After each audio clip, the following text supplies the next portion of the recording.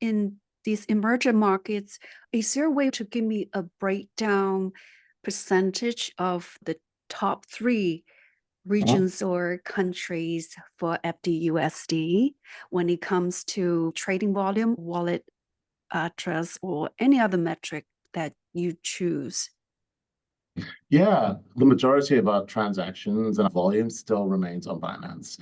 I'd say the Philippines, followed by Thailand, followed by Indonesia. Those three markets are where we're seeing the most traction. I'll use Philippines, for example. One of our great partners is a company called CoinsPH, and CoinsPH is a really interesting exchange because they actually have an EMI, electronic money issuer license as well. They can act as an off-ramping solution.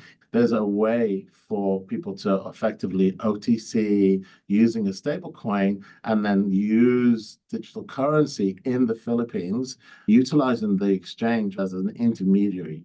That's something we're really interested in. That was the initial use case I was involved in like 9 years ago when I was working in a remittance business, making cross-border transactions using stablecoin and XRPL to facilitate fast cross-border transactions.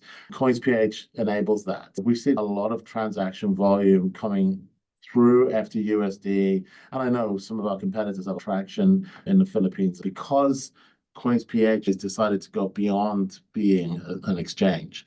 They're an exchange plus a payments company, right? Plus they offer other solutions. They're basically a one-stop shop for crypto native people in the Philippines.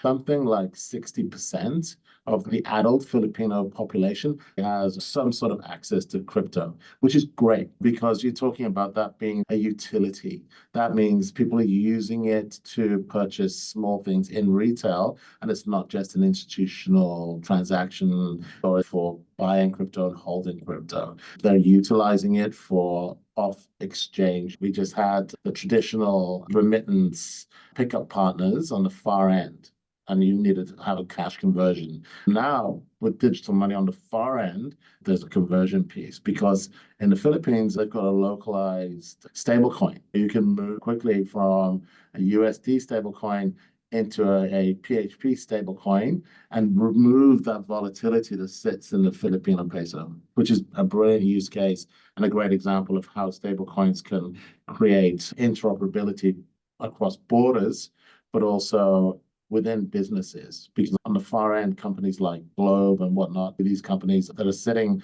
on the ground in the Philippines, they want digital money. They don't want cash.